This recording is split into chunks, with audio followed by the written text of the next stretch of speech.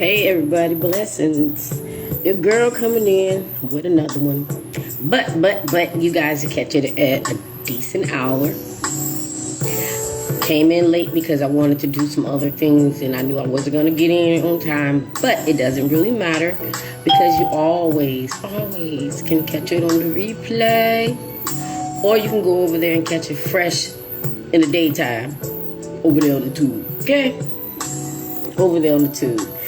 So blessings, you guys. I am coming in with another one, but I don't know if this was one I've done before. I kind of feel like it's one I've done before, but because someone had contacted me about dreams and what she told me about dreams, so that's why this is titled NARC Mare Hoovers. NARC Mare Hoovers, okay? It took me a little bit of time to figure that out, but I just feel like it's God's way of showing you or telling you something about the NARC and also making you aware of things. And then I also think that he gives you a glimpse. I don't know any other way to say this. I think he gives you a glimpse of hell. I wrote notes down, but I don't even have to look at it. That part wasn't in the notes. But I really do. I think that he is giving you a glimpse of hell. So let me talk about a nightmare I had, and then we'll get into what she was pretty much just wanting me to answer. Alright, I had plenty nightmares and nightmare hoovers. Those are two different things for me. Nightmares is just when, for me, is when you're just having this horrific nightmare, and the NARC may or may not be in the nightmare. But like I just said, I think that it's God's way of showing you a glimpse of hell, and it is connected to the NARC, even though the NARC wasn't in that nightmare. So I hope that makes sense, you guys. Okay. All right. So when you have nightmares, because you got to understand, these nasty ass creatures are connected with evil, demons, Satan, nasty, dirty spirits. So even though it's not physically them, they have this entity about them that can kind of just take over certain things and may or may not inform them of it. It's just like, when you have the light, God does the same thing where, he will inform you of things or someone. There we go. Or someone, okay? When your spirit ain't right with someone or some things, God would inform you, and he will have, the angels come, to you in some type of way to inform you. I think the NARC has that same thing where they have these entities and these things that, come to disturb you. Now, I won't say it. I won't say inform you, but it does inform you, but to disturb you, to let you, not to let you know, I'm sorry, to make you think that although we're done, I'm still there. And they want you to think that they're connected with you spiritually. The light and the dark don't connect like that. Oil and vinegar don't mix like that. It don't mix like that, okay? So let me get into what she wanted to discuss, what wanted me to discuss. NARC Mare Hoovers. Can a NARC hoover you in a dream? Yes, but that also can be your self-conscious. Even though you can be like done with them, not thinking about them, don't give a ish about them, they leave like this residue. And, you could have got over all the, abuse, the trauma, the triggers, the soul ties, the trauma bond. You could have got rid of all of that, but it's like you have this residue on something like maybe glass or whatever. You just scrub and scrub and scrub and scrub and scrub, but it never comes out. And even if you cover it with something or you paint over it with something, it's actually still there. But it doesn't mean that it will remain there, okay? It doesn't mean that. Now, I have no example about that, but it doesn't mean that. Okay. So, what I want to address her with Narcmare Narcmares, this is deep, y'all. So that's why I'm going to take my time. And I'm so hot. Turned the air on, but I think I turned it on too late. This is what I think it is, okay? When you have these Narcmares, and I do remember a time, I think I did tell this part of the story, where I was having a Narcmare when I was with a NARC, okay? And the NARC was like, oh, you were talking in your sleep, and you was like, help me, Lord. Help me, Lord. And the NARC was like, oh, I thought that was so cute, blah, blah, blah. But not me. I was like, what the hell? Like, why didn't you wake me up or whatever? Because I was going through trauma in my sleep. But the NARC don't care if you get trauma in your sleep or trauma when you woke, because they're going to give you the trauma when you woke. But to have it in your sleep, where they can sit there and watch it like a movie, eat popcorn, be sitting on the side of the bed like, ooh, demons do your thing. It's having a Narcmare. It's having a Narcmare. Just, enjoying your suffering in your sleep. They love enjoying your suffering no matter what. So I guess NARC was sitting there, turned off the corn, and started, I'm sorry, eating popcorn, watching me have this nightmare. Okay, so when you're having this Narcmare, so she gave me descriptions of the nightmare. So I think it's okay to tell you guys this, and I really don't want to, but I can understand it. Because, with demons, they could transform themselves into anything or anyone. So she said she would have these frequent nightmares over time, and it will always be like a forbidding thing. Like it can be a relative or a close this or a pastor or something like that. Now, it's not something that they would think or do in real woke time. But in the dreams, it's always sexual. It was always sexual, like evil, unbridled, God unforgiving type things that would happen in the dream. They would disguise themselves as your mother, your father, your brother, your sister, your own kid. That's how sick NARCs are in these demons, okay? So she says that she was having this nightmare, and it felt real until she realized, no, I never did that. So she was trying to wake herself up. Probably is kind of similar to the dream that I was having. I don't remember the dream, but if I was like, help me, Lord, it was a bad dream. But she said in this dream that the bed was rising. It was like a family occasion, and the kids want to come and play in the room. She's like, oh, let me put down some clean carpet so that the kids can play in the room. In the dream, it was a family member that was new, but nothing was happening. But, in the dream, it looked like something was going to happen while the children were playing in the room. And once she remembered that, thought about it, I don't know, remember... But figured out, there we go. Figured out that it was a dream. She was just like, Satan, get behind me.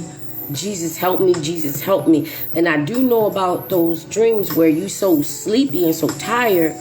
You know that it's a dream, so you're trying to change the dream. I said this before, something is chasing you and you're trying to fly. You know it's a dream, so you fly away. So you may fly away in the dream. But when you are really being spiritually attacked in your sleep, it's very, very difficult.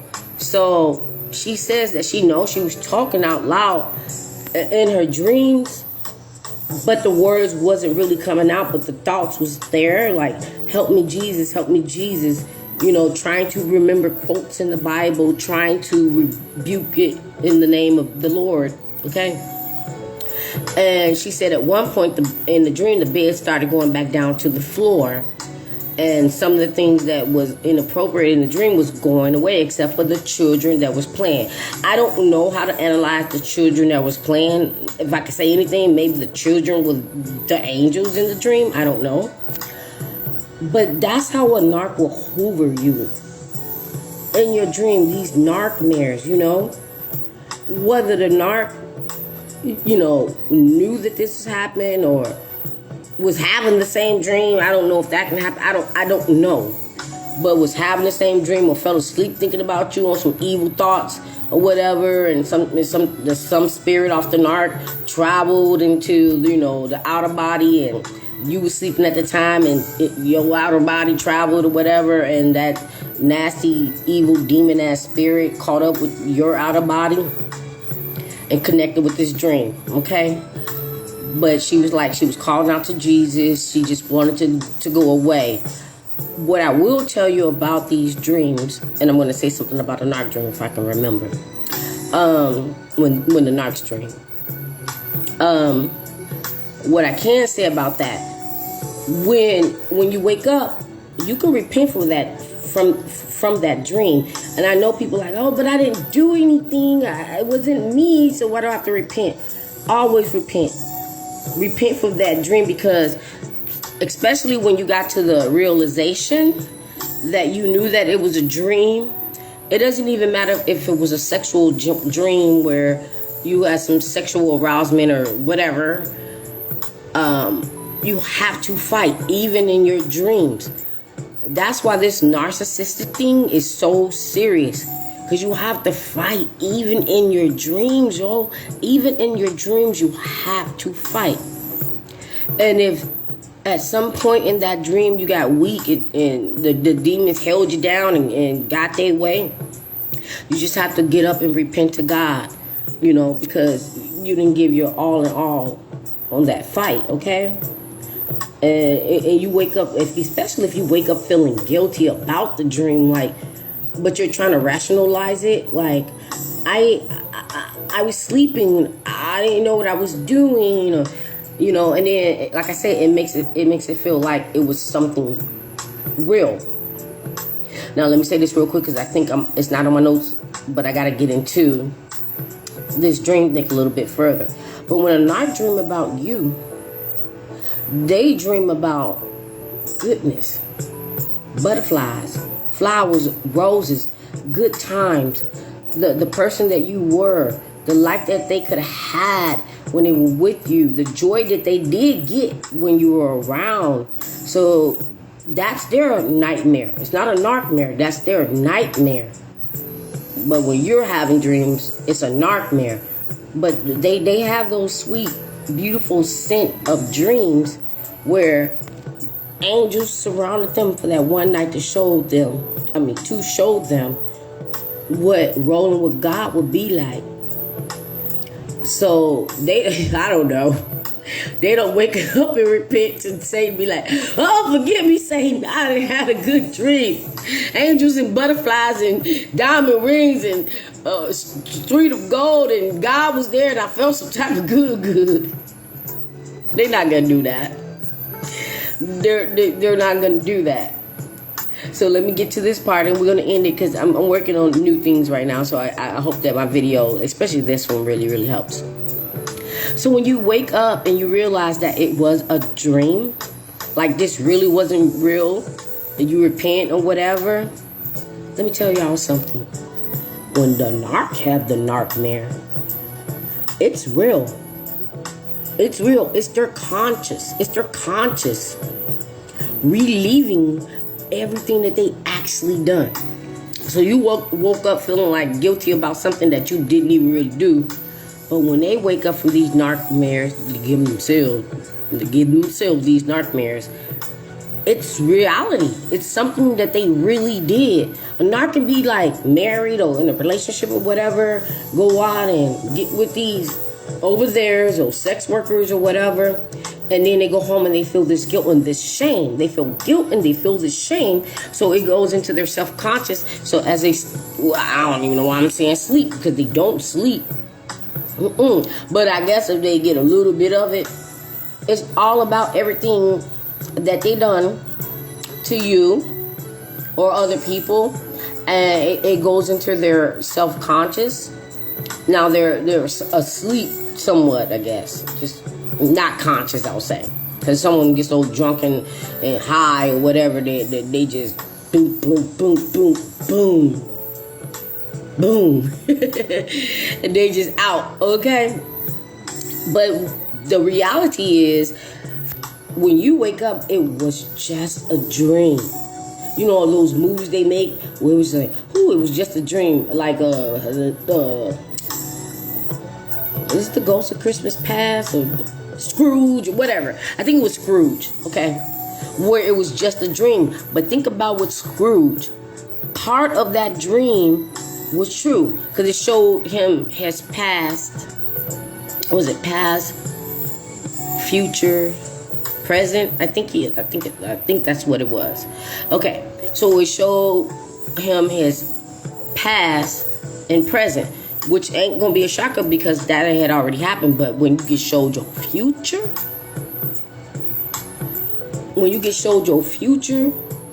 and current with the NARCs and their dreams, because they can, like I said, they could have went out there and bust down 304, all at the truck stop or wherever they did, and it goes into their conscious when they're sleeping.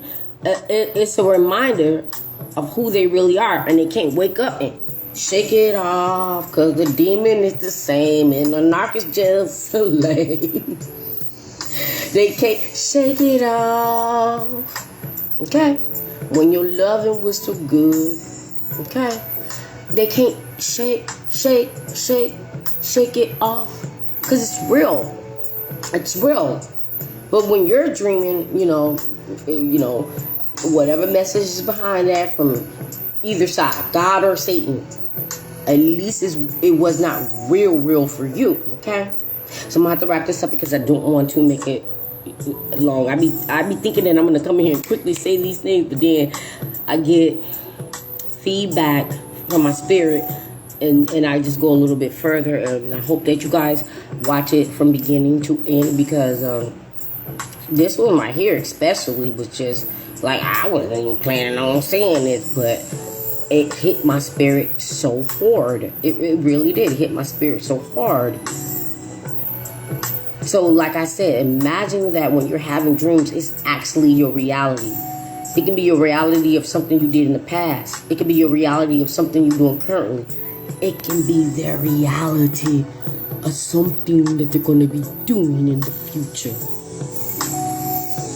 Knocks don't like that. Knocks don't like that, and I just don't understand. Like, they have this choice, but they're bounded by this demon the way they want to bound you. Like my other video with AI, where they just want to make you artificial and everything that they did, and project everything that they did or gonna do, whatever, it's actually you. And they AI themselves because they're wearing a mask. They're pretending they're something that they're not. But at the end of the day, smear campaign or whatever, they know the truth.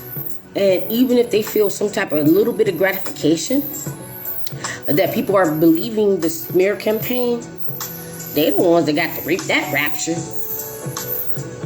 It doesn't mean they just felt good for that moment. So whether the flying monkeys or whomever they're talking to believe their lies, it doesn't even really matter, because they have to reap it. They have to reap what they sown. Okay? That's the reason why they always go after the chosen ones, God's children. So it was something else I was going to say, but I think I just forgot it. But it doesn't matter. I think somewhere in this conversation, I did cover it. I did connect to a sweetheart, and I hope this person comes on my videos, because I've been trying to get at you for a long time. I won't say much here, but I've been trying to get at you for a long time, and you might be feeling the same way I felt. Like, who did the NARC infect? The NARC is the COVID. Like, who did they infect? Their disease. Who did they infect that I can trust to talk to or, compare notes or whatever. But I think God gave me the okay, because this person just was a beautiful, and still is just beautiful. And I thank God that you got blessed with what you deserve. Some of us, it's sooner than later or later than sooner. Just depend on you, because God might got a little bit more work to do with you. You got a little bit more getting to God. But I just think this person was just so godly that God was like, no more suffering, no more lies, no more. You're good. You're good, and enjoy the rest of your life. Because when you get to that certain age where you just feel like, okay, I could wasted all my years and beauty and strength. I'm tired. Ready to be the dog man. Ready to be the cat lady. Let God do his thing. I wanted to do this video because I didn't want God to be mad at me. I feel like the last video, he burned out a little bit mad at me. But you know what? We don't have to deal with NARCs. We're not here to be their sacrifice for their life and whom and whatever caused them to be a NARC. Okay? They like cats with no fur. Can't even go pet Fluffy, because Fluffy ain't even Fluffy. Fluffy ain't got nothing to rub. And it's unfortunately that they're here forever, ever. To God just said enough. And that's the end of this. That's the end of this, okay? Because this world will end. And what would you want to be? Over there with Satan or with the Most High? Okay? Yeah, I understand it's hard. But Judgment Day, it's Judgment Day. Are we all going to be 100%? I don't think it's nobody on this earth 100% perfect.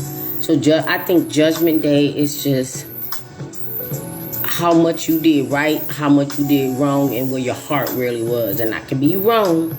Ooh, please, somebody tell me I'm wrong. Give me the answer. So with that being said, God bless you guys. God bless you guys. I'm gonna try to come in tomorrow. I don't know when or what time or whatever. But I really had to get this time in tonight to do what I had to do.